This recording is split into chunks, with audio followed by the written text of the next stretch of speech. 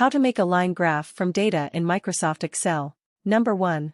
Open a workbook in Microsoft Excel. You can use an existing project or create a new spreadsheet. Microsoft Excel is available on Windows and Mac.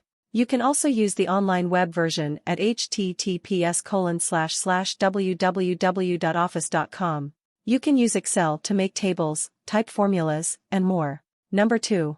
Highlight your data. Click and drag over the cells containing the data you want to use in your line graph. If your data isn't already entered, do so now. Be sure to select column headers if you have them.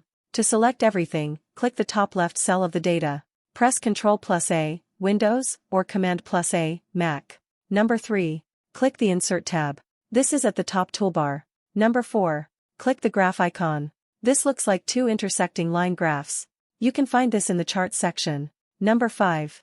Hover over a line graph style. Hover the mouse cursor over a line graph template in the drop-down menu to see what it will look like with your data. The first section of graphs has traditional two-dimensional line graphs, while the second has one or more 3D line graphs.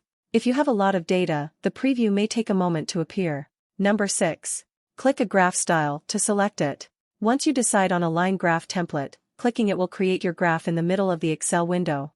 Thanks for watching my videos. Please subscribe, like, and share.